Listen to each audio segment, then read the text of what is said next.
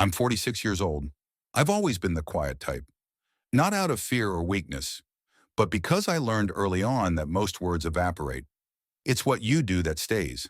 And for most of my adult life, what I did was build a home. My wife, Amy, and I met in high school. She sat in front of me in U.S. history and used to turn around to borrow pens she didn't need. I was the type who always had an extra. She liked that about me, I think, that I was steady, predictable, the guy who showed up when he said he would. We got married at 19. Young, yes, maybe too young, but we were both convinced we could prove everyone wrong. We were in love, or at least the kind of love two teenagers understand. And for a while it worked. We lived in a small apartment behind a gas station with a window that faced a brick wall, and we thought we were rich just because we could afford our own groceries. By 21, we had our son, Matthew. 3 years later came our daughter, Emily. Two healthy kids, two tired but hopeful parents, and a little house we could just barely afford. I took extra shifts at the plant. Amy stayed home with the kids, then started working part-time once Emily hit preschool. I paid for everything, not in a boastful way. It was just the way things were. School supplies, doctor visits, new shoes every time their feet grew. I made sure Matthew got his braces. I stayed up late filling out scholarship forms for summer science camp, even though I knew he probably wouldn't get in. Emily wanted to try ballet, then karate, then painting. We let her try all of them. I'd quietly sell something, old tools, a worn guitar, so she could have the canvas set with the stand-up easel. We had our routines, Sunday pancakes, Friday movie nights. I thought we were happy, or at least functional. The kind of family where people argue about what show to watch, not whether they love each other. But Amy began changing around the time Emily turned 10. It was small things at first, more makeup, long girls' nights, quiet complaints that everything always fell on her. I listened. I offered to help more, take over some of the school drop-offs, maybe plan a weekend away. Just the two of us. But she waved it off.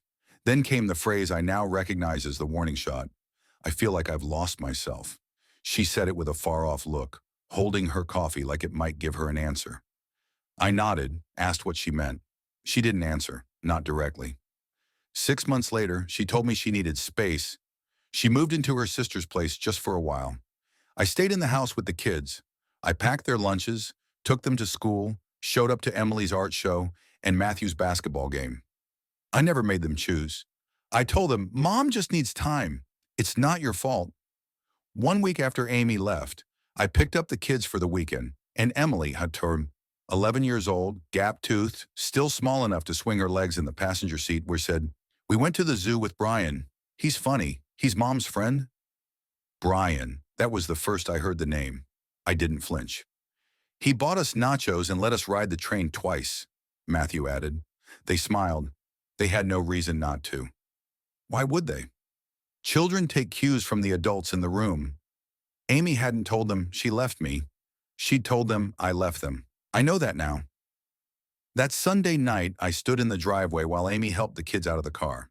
She barely looked at me, but I watched her kneel next to Emily, brush a strand of hair from her cheek and whisper, "You see how Daddy leaves every time? I told you.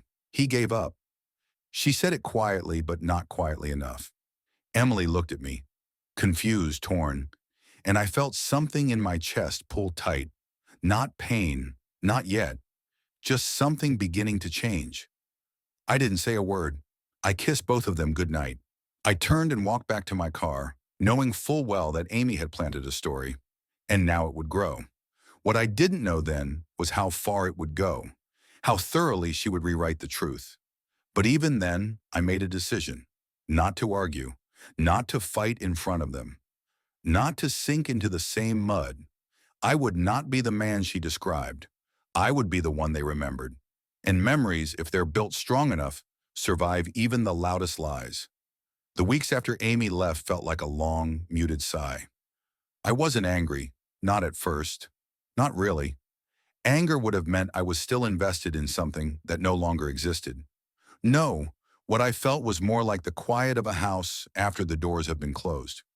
Not empty, but different, like the sound of the wind outside that no one notices until it's gone. I didn't argue. I didn't shout or send angry texts. I didn't even call her. I waited.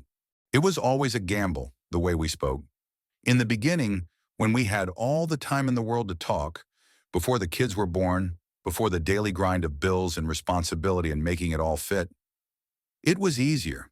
The words came like a song. But now, even when Amy was sitting in the kitchen, a few feet away, her back turned, it felt like we were speaking through glass. I suppose it's a little strange, but I didn't see this as a time for confrontation. I wasn't interested in making a spectacle of my grief. Instead, I focused on the facts. Because if there was one thing I knew, one thing I'd always believed, it was that the truth didn't need to shout. It didn't need to demand attention. Truth was quiet. It worked its way into the cracks, and it sat there, waiting for someone to notice. And I noticed, every time I paid for groceries, every time I showed up for a parent-teacher conference, every time I bought sneakers that never quite fit, or another inhaler for Matthew's asthma. Every receipt, every bill, every small thing that could be measured was there, clear, undeniable, proof that I was there. So I started collecting. I didn't make a big deal about it. I didn't tell anyone what I was doing, not even my friends. But I kept every piece of evidence, the receipts, the emails, the messages from school. I took photos of things that mattered. The worn-out soccer ball I had fixed, the birthday card I signed in place of Amy, the little note I wrote for Emily when I packed her lunch that week. Nothing extravagant, just things that showed I was there. I started creating a folder on Google Drive. I called it Evidence of Care. No one ever asked me about it. It wasn't something I shared, but I needed it because I knew, deep down, that someday this would be how I proved who I was, not through words, not through accusations, but through the quiet, small things that never left. I wasn't angry with the kids. They were just children after all. They believed what they were told. And Amy didn't need to say much. She didn't have to yell or point fingers.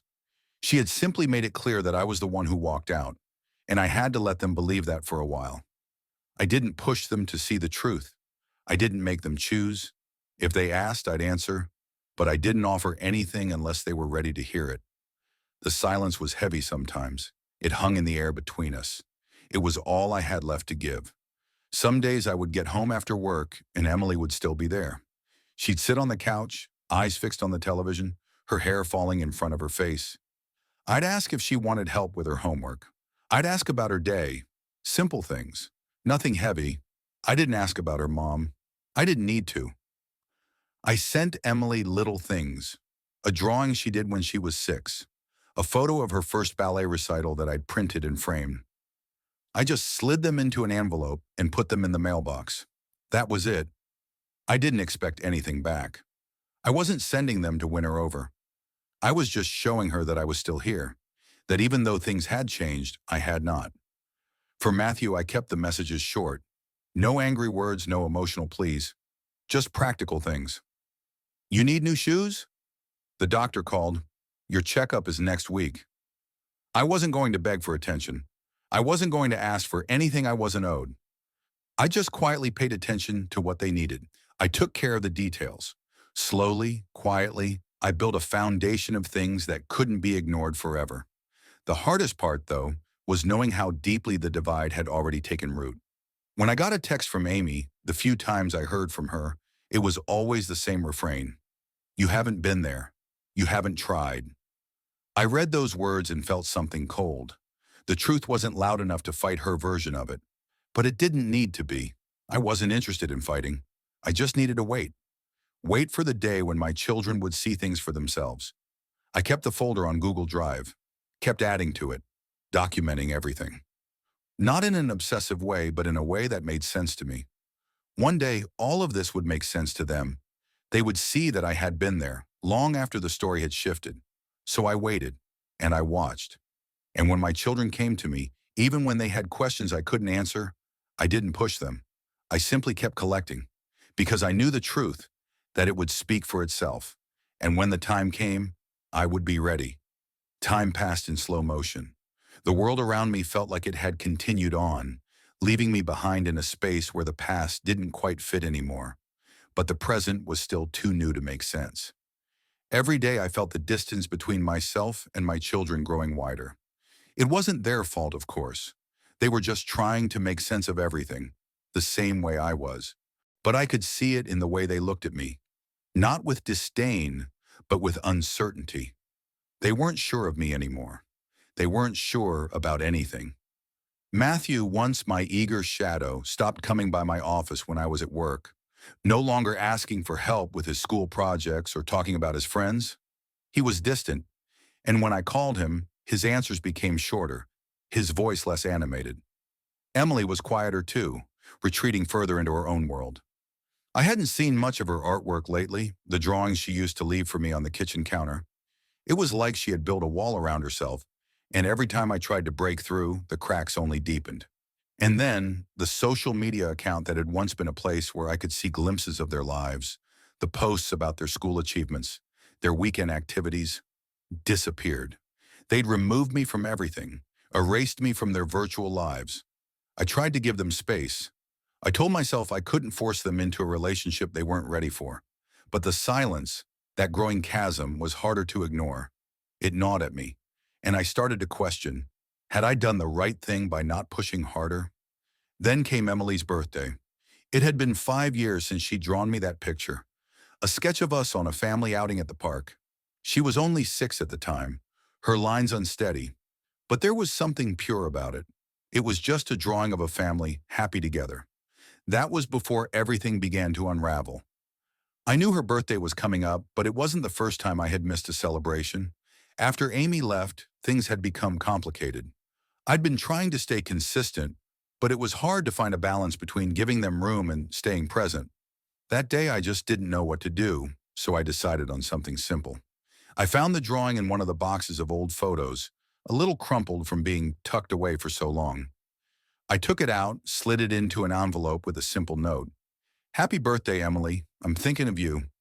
Love, Dad." I placed the envelope in the mailbox with no fanfare, no expectations. I didn't even put a return address. I didn't hear anything from her for days. And then, 3 days later, the phone rang. It was Emily. I could barely hear her through the tears. "Dad, did you keep it?" Her voice cracked, a quiet but heavy sound. I swallowed, feeling my heart tighten. "Of course I did," I replied gently. "I kept it. I've kept everything, Emily." There was a pause on the other end, then a quiet sob.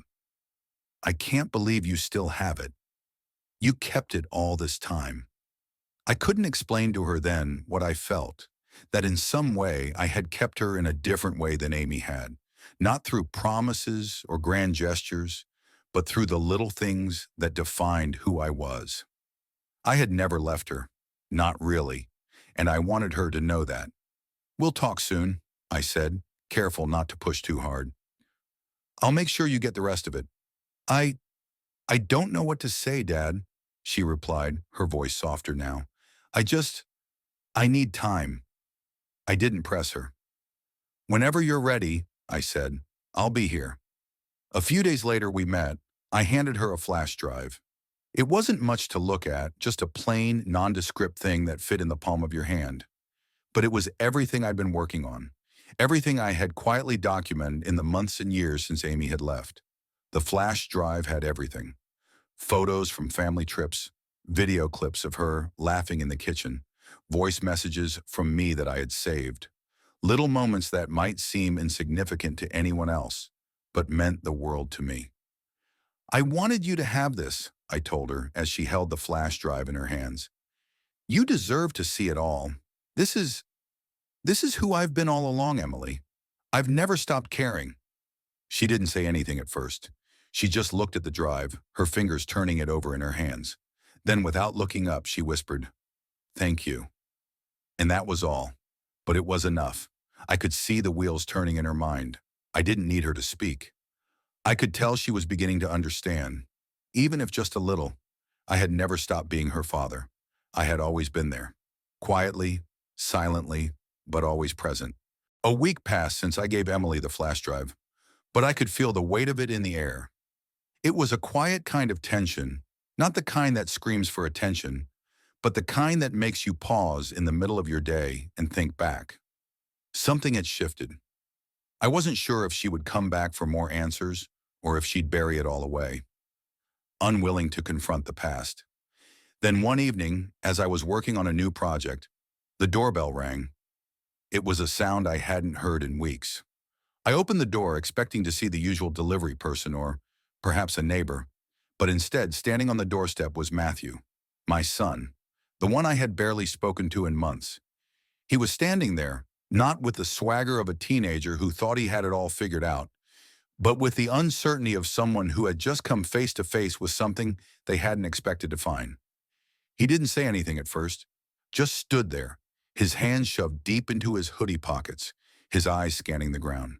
The silence stretched on longer than it should have, but I didn't rush him. Finally, he looked up at me, and the words came out slowly, as if they didn't quite belong together at first. You weren't making excuses. You just cared. I didn't reply immediately. I could feel the weight of his words, heavy with meaning. It wasn't a confession, not exactly, but it was the first crack in the wall that had been between us, the first sign that he saw something I had never stopped trying to show him. He stepped inside without waiting for an invitation, his eyes flicking toward the photos I had framed on the wall, the old family pictures that had sat there, unnoticed for so long. We sat down at the kitchen table, and he pulled out the flash drive from his jacket pocket. I didn't have to ask. I knew he had watched it. I had known it would happen eventually, that the time would come when the truth would hit him in a way it never had before. You kept all of this, he said quietly, his fingers tracing the edge of the flash drive. Everything. All these years. I nodded, feeling a knot tighten in my chest. I never stopped being your dad, Matthew. Not for a single moment. Not even when it seemed like I was just standing on the sidelines. He stared at the drive for a moment longer, then sighed and leaned back in his chair. Why didn't you say anything? Why didn't you tell us? I looked at him, the years of waiting and silence catching up to me. Because you wouldn't have heard it, I said softly. You weren't ready to hear it then. But now you've heard it for yourself. Matthew's eyes met mine, and for the first time in what felt like forever, there was a glimmer of understanding there. It wasn't a sudden, dramatic realization. It wasn't the kind of thing you could just fix with one conversation. But it was enough. I didn't need to say more. I wish I had known, he muttered, shaking his head.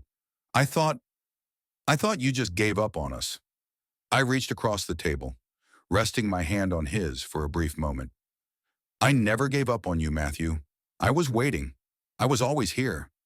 We didn't say anything more after that. We sat in the silence, not awkward or strained, but comfortable in a way that felt almost unfamiliar.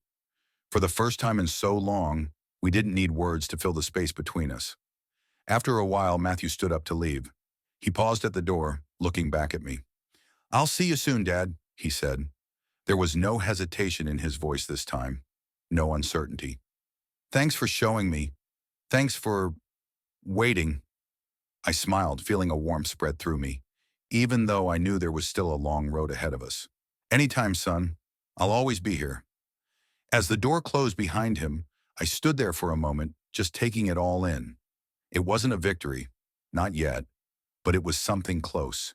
It was a start, a moment where the truth finally had been heard, not through accusations or explanations, but through the quiet act of just being there. Days turned into weeks, and what had started with small steps began to build into something more tangible. Matthew came by more often, always without his mother, always just to spend time. It was never for long, an hour here, maybe two there, but it was enough. We didn't talk much at first. There was something quiet, almost sacred in our time together, like two people finding each other again, slowly. I didn't try to force conversations. I didn't ask questions. I just let him come to me, letting the silence fill in the spaces between words. It was a fragile thing, this relationship, one that had been broken and repaired more times than I could count. But this time it felt different. It felt like the pieces fit in a way they hadn't before. Emily started coming by too, a little hesitant at first, but I could see the change in her. She would bring over books she was reading, or sit with me on the porch, listening to music. Sometimes we wouldn't even talk, just share the same space. It was enough. She didn't need explanations, not anymore. We just existed in the same place, in the same quiet comfort. Christmas came, and for the first time in years, we spent it together. It wasn't a grand celebration, but it didn't need to be. It was the first time since the divorce that the three of us sat at the table together, just enjoying a meal without any weight of unresolved tension hanging over us. There was laughter, real laughter, not forced or out of obligation, but genuine. That night, after the lights were dimmed and the house settled into a soft quiet, I found something unexpected. A postcard. It was from Matthew. He had slipped it under the door. One of those little things that, at first glance, might not seem important. But to me, it was everything. I picked it up and read the message. Thank you for always being there, even when we weren't around. I closed my eyes for a moment, feeling the enormity of it settle on me. The words weren't grand. They didn't shout or demand attention. They were simple, understated, like everything else I had ever done for them. But in those words, I saw the truth of what I had always hoped for. They had finally understood. I left the postcard on the table, not as some kind of trophy or symbol of victory, but as a quiet reminder of what had been restored. The truth doesn't need loud proclamations, I realized. It doesn't need to be shouted or broadcasted. It just needs time and evidence and silence. Time had passed. The pieces had come together, slowly, without force or manipulation, and in the end, it was the truth that spoke loudest. Not my words, not my arguments, but the simple, quiet fact that I had always been there. As for Amy, well, I'm sure she thought she was free. The life she had built after the divorce, the distance between us, it seemed to work for her. At least, I thought it did. But in the end, the truth doesn't stay hidden forever. Eventually, it catches up to you, no matter how hard you try to bury it. She was alone now. The truth had a way of doing that, clearing everything in its path, leaving only what's real behind. And she was left with nothing more than the silence she had tried so hard to impose on us. I didn't feel triumph over her. It wasn't about that. It was never about that. It was about restoring what was rightfully mine and what had always been mine to begin with. My relationship with my children, built on the small, steady acts of love and care that had never stopped, even when they couldn't see it. And now they saw it. Now we were whole again.